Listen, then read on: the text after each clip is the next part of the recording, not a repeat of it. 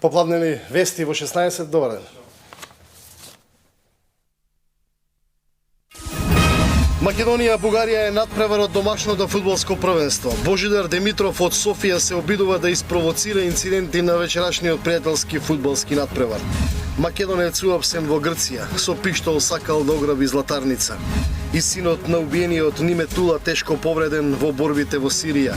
СДСМ бара повлекување на законот за медиуми. Се заканува дека ќе го поништи кога ќе дојде на власт. Русија затвара 700 училишта. Апелите на Путин за многодетни семејства не даваат резултат. Од 1991 до денес Русија има 5 милиони жители помалку. Фудбалскиот надпревар Македонија и Бугарија е дел од домашното фудбалско првенство. Се разбира на Бугарија. Така на состојбите гледа Божидар Димитров, контраверзниот бугарски историчар, кој не пропушта прилика да ги испровоцира состојбите на релација Македонија и Бугарија. Особено загрижувачки се неговите констатации упатени кон највачката група комити ден пред надпреварот. Намерата е очигледна да се предизвика реакции и можни инциденти меѓу највачите. Контроверзниот бугарски историчар Божидар Димитров со нова провокација. Вечерашниот надпревар Македонија-Бугарија за него е меч од домашната фудбалска лига. Во интервју за бугарската агенција Фокус, Димитров вели дека бугарската нација во моментов е поделена со граница. Кога првпат слушнав дека Бугарија и Македонија ќе играат фудбалски надпревар, прашав против кого, кој ќе биде противник. Потоа се покажа дека всушност ќе се игра фудбалски надпревар, може да се каже од домашното првенство на бугарската нација, разделена во моментов со граница. Овој меч го сметам за меч од домашното првенство и фактот дека е контролен се покажува дека не е неопходно да одиме многу далеку за да ги мериме силите или моменталната состојба, вели актуелниот директор на Бугарскиот национален историски музеј. Димитров ја провоцира и навивачката група Комити, опишувајќи ја како просрпска навивачка група која често напаѓа бугари кои се собираат да одбележат револуционерката Мара Бунева. На неговата контроверзна изјава реагираше подмладокот на Светскиот македонски конгрес, најостро осудувајќи ги провокациите од Димитров. Светскиот македонски младенски конгрес смета дека соработникот на бугарските тајни служби Божидар Димитров најдобро е да си ја продолжи својата кариера со истражувањето на бугарските сирени и вампири, бидејќи друштвото со нив најмногу му одговара, а да ги остави на мира македонците во Бугарија и во Македонија, стои во писмената реакција. Димитров прогнозира пораз за македонскиот тим на вечерашниот надпревар, зашто смета дека бугарскиот е супериорен. Изјавите на Божидар Димитров речиси секогаш се вулгарна провокација за македонските национални чувства. Двете земји веќе активно работат на подобрување на меѓусоседските односи. По таа насока беше и неодамнешната средба на делегациите на двете влади во Кюстендил, иницирана од владата на Груевски. 46 годишен вооружен скопјанец пред 2 дена се обидел да ограби златарница во туристичкото место Сарти во Грција, пренесуваат грчките медиуми. Во меѓувреме регистрирани се 2 нови случаи на оштетување на автомобили на македонски туристи во Грција. Јасмина Тасевска јавува. 46 годишен државјанин на Македонија на 2 август годинава се обидел да ограби златара во Сарти на Халкидики, но бил спречен од 52 годишниот собственик на дуќанот. Грчката полиција соопшти дека против странскиот државјанин е покренато обвинение за обид за грабеж, нанесување материјална штета и прекршување на законот за носење оружје за странци. Ограбувачот влегол во златарата и заканувајќи му се со пиштол, побарал од собственикот да го стави накитот во торба. Златарот успел да го разоружа македонецот, кој се обидел да избега, но бил спречен од другите дуќанџии и по кусо време бил уапсен од полицијата. Уапсениот ќе биде изведен пред јавниот обвинител на Халкидики. Во меѓувреме во Грција се оштетени уште 2 возила поради регистарски таблички со македонски ознаки, со што вкупниот број се искачи на 55. Иако поголемиот број случаите се пријавени и кај грчките власти, досега никој не презема ништо. Од Атина, Јасмина Тасевска. Синот на неодамно убиениот во Сирија Имер Неметула, 18 годишниот Бунјамен и Мери е тешко ранет, исто така во борбите во Сирија, пишува порталот Алмакос. Неметула и неговиот син заминале во Сирија и се бореле на страна на бунтевниците против сирискиот председател Башар ал-Асад. До сега, според потврдени информации, загинаа 3 македонски државјани во пресметките во Сирија. Сите тие на фронтот од страна на опозицијата заминале од земјите од Западна Европа. Убиството на 3 македонски државјани ја отвори темата за бројката и начините како тие заминуваат на боиштата во арапскиот свет. Она што е неспорно е дека сите тие се дел од платените борци против тамошните власти. Официјално во Македонија никој не знае колкав е бројот на македонски граѓани кои се регрутирани. Неофицијално се споменува бројка од најмалку 300 лица, од кои дури 70% се од Скопје. Истите извори велат дека тие во Сирија и останатите земји од Блискиот Исток заминуваат најчесто преку канали од земјите од Западна Европа, Германија, поточно, но и преку турски верски невладени организации. Во МВР имаат само оперативни сознанија дека македонски државјани се присутни како платеници на боиштата во арапските земји. Едно лице загина, 3 се повредени во верижна сообраќајна несреќа кај Струмица. Таксист, обидувајќи се да претекне трактор, удрил во автобус. На лице место загинал возачот на такси возилото. 62 годишен таксист од Струмичко Ново село го загуби животот, а уште 3 лица се повредени во директен судир помеѓу автобус и патничко возило Опел Вектра. Несреќата се случила утрово околу 4 часот и 45 минути на магистралниот пат Струмица Ново село на излезот од Босилово. Според првичните информации, до несреќата дошло во момент кога 62 годишниот Митко Папулев, кој управувал со такси возилото, се обидел да заобиколи трактор кој се движел пред него и директно се судрил со автобусот кој доаѓал од спротивниот правец. Во незгодата на самото место починал Митко П, додека неговите сопатници С и 18 годишно цело Дабиле се здобила со тешки телесни повреди, а ГМ 22 годишно од Струмица со телесни повреди истите се пренесени на лекување во медицински центар Струмица. Со телесни повреди се здобил и возачот на автобусот. Веднаш по несреќата, увид на лице место е извршен од страна на истражен судија, јавен обвинител и увидна екипа на СВР Струмица, кои по комплетното завршување на истрагата треба да кажат како точно дошло до несреќата. Кој е Малик Обама и зошто доаѓа во Македонија? Се за братот на американскиот претседател во Централниот дневник во 19. Почна со реализација првата инвестиција во најголемата индустријска зона во Македонија. Општина Петровец ги кани сите инвеститори да изградат фабрики на една од најатрактивните локации во Македонија спроти аеродромот Александар Велики. Почна изградбата на првиот објект во најголемата индустријска зона во Македонија, Чојлија. Логистички центар за брза пошта гради компанијата Глобекс. Властите велат дека за 2 до 3 години зоната спроти аеродромот Александар Велики ќе биде пополнета со фабрики и ќе обезбедува илјадници вработувања за Скопскиот регион. Од вкупно 76 парцели, 65 веќе се продадени на домашни и странски компании. Очекувам уште неколку камен темелници во текот на ова година, а најголем дел од нив во текот на 2014 година. Како и да е, ние воспоставивме специјален софтвер кој заедно во соработка со општините го следиме исполнувањето на роковите и очекуваме дека многу набрзо за 2 до 3 години овде навистина да стане едно градилиште, навистина индустријска зона кај што ќе работат илјадници луѓе, не само жители на Петровец, туку и од околните општини од градот Скопје. Непосредната близина до аеродромот и главниот автопат во државата ја прави Чојлија меѓу најатрактивните локации за инвеститорите.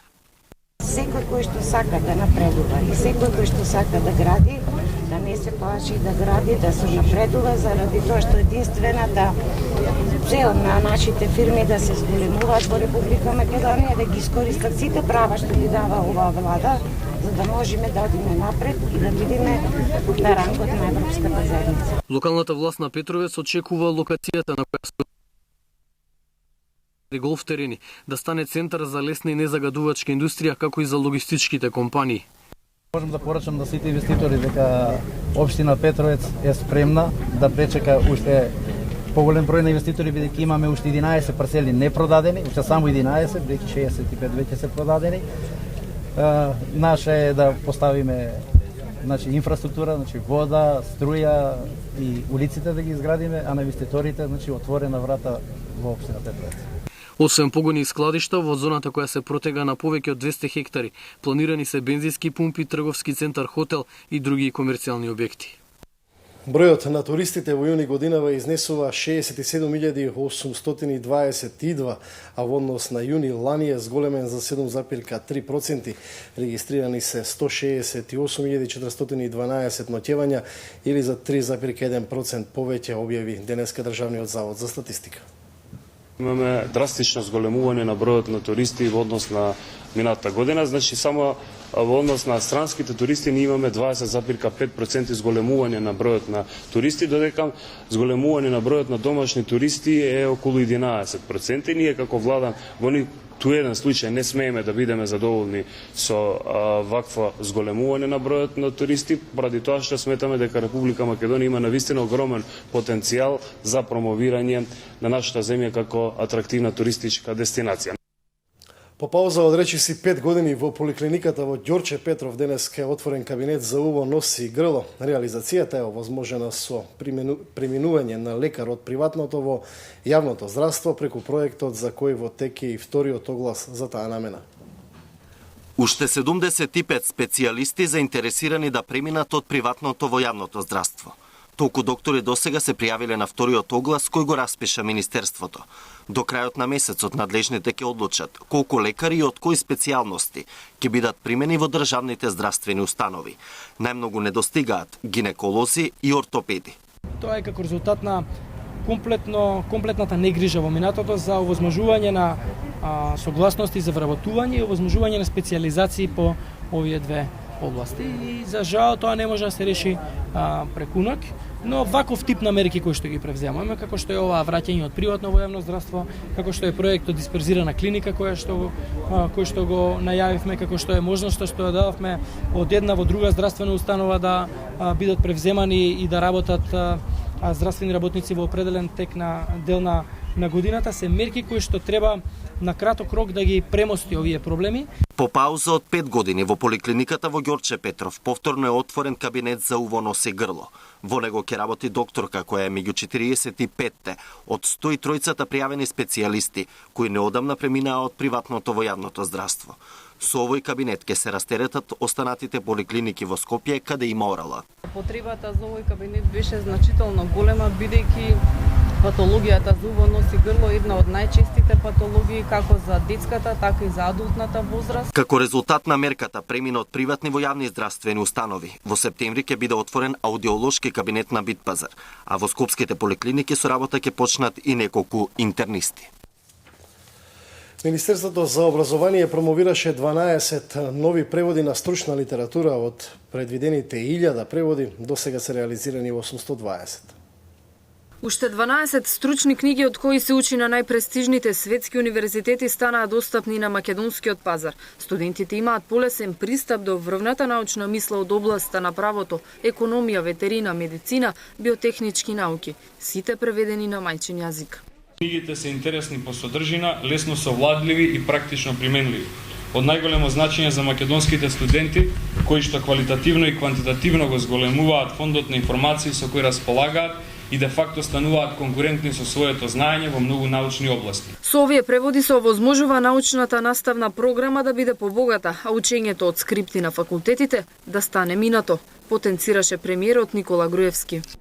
Книгите добиваат се поголема прифатеност во универзитетите, иако на почетокот постоеше одреден отпор кај одредени универзитетски професори, тие се повеќе добиваат на тежина, бидејќи станува се понепријатно за секој оној кој што на било кој начин сакал да протурка своја скрипта или некој локален учебник кој што не може да се мери со овие учебници, станува се понепријатно да ги форсира тие учебници на сметка на нешто што е највисоко оценето во светот или меѓу највисоките во светот. И нашите апели и апелите на ректорите и на сите останати вродуваат со плод и постепено овие книги си го зимаат своето место во македонското образование. Со денешната 48-ма промоција на ваква литература привршува владиниот проект превод на 1000 стручни научни книги. Од 2009 година до сега се преведени 821 наслов. По пресред на полагањата на екстерното тестирање кои ќе бидат спроведени на 16 и 19, министерот за образование потенцираше дека процесот не е пилот проект, туку успешен проект кој ќе се надоградува и усовршува. Во августовската сесија ќе полагаат 4000 ученици. Екстерното оценување во августовската сесија ќе се реализира сега, на крајот на оваа недела, значи во петок на 16 се полага и во понеделник на 19. Ќе полагаат отприлика околу 2% или околу 4000 ученици кои што во првиот дел по различни основи не реализираа обврската да бидат екстерно да полагаат и да бидат екстерно оценети. Има ученици кои што беа од оправдани причини, од болест, од отсуство, спортски надпревари, но има и ученици кои што беа поради определени проблеми во првиот дел ќе полагаат во вториот дел. Сепак јас би сакал да изразам апел да учениците се подготват добро за своето полагање во августовската сесија. Министерството за образование и наука и владата остануваат на ставот дека екстерното оценување и целиот процес на екстерно оценување нема да биде пилот проект оваа година, напротив екстерното ќе се надоградува и ќе се усоврши уште повеќе.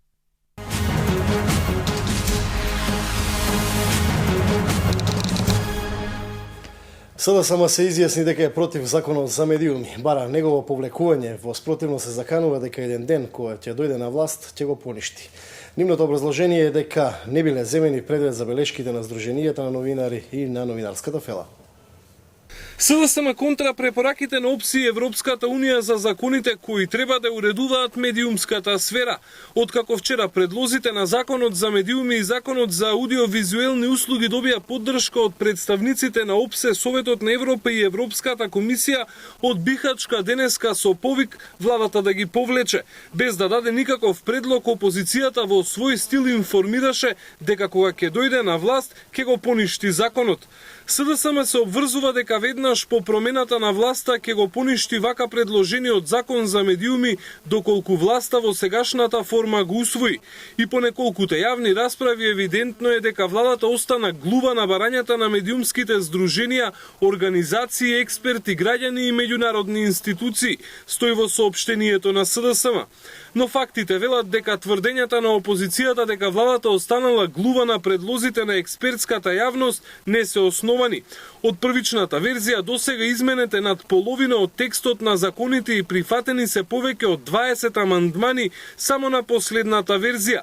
Голем дел од предлозите дојдоа токму од Сдруженијето на новинари кое важи за филијала на СДСМ, но се прифатија и предлози на мнозинското новинарско здружение МАН.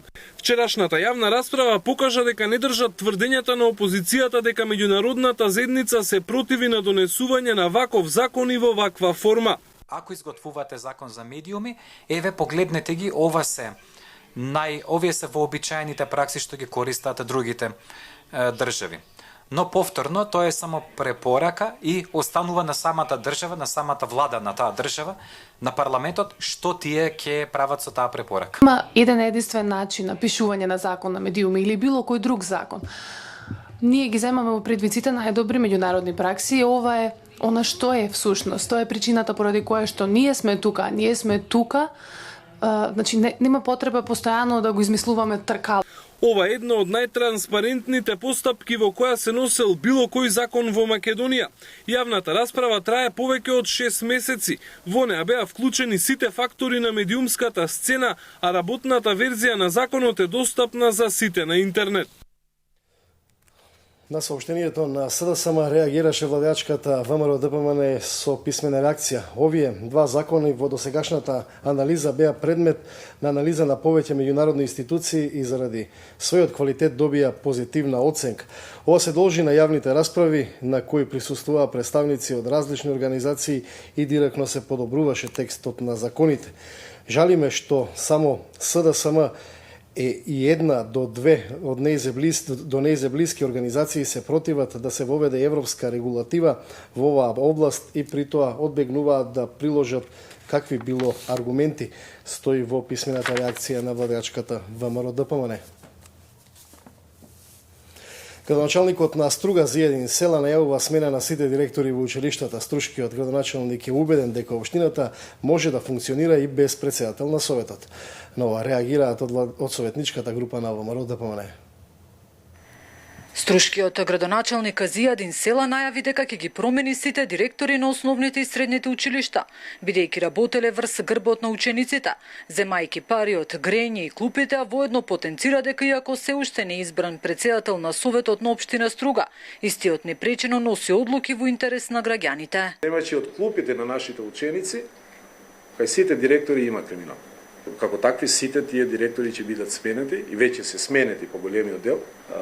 Јас сум постигнат барем и без да имам преседавач во интерес на граѓаните, а тоа покажува дека и одлуките мои се во интерес на граѓаните. Од ВМРО ДПМН пак настав дека мора да постои законска основа зошто би се разрешил одреден директор, додавајќи дека ниеден градоначалник не може да функционира без Советот. Доколку има основа за разрешување на директор, нормално законската процедура треба да се испочитува и секој што треба да биде разрешен по разна основа би бил разрешен. Доколку Советот донесе одлука, градоначалникот треба таа одлука да ја спроведе. Значи не гледам дека така би можел да функционира. Градоначалникот Села на 100 дена отчета за сработеното.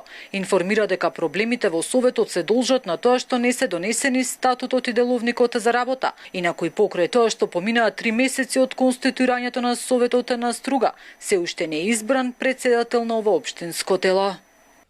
Пензионираните генерали на армијата на Република Македонија на ручек со министерот за одбрана Талат Џафери и началникот на генералштабот Горанча Котевски во пресрет на 21 годишнината од формирањето на македонската армија, пензионираните и активни генерали разменија мислење и искуства.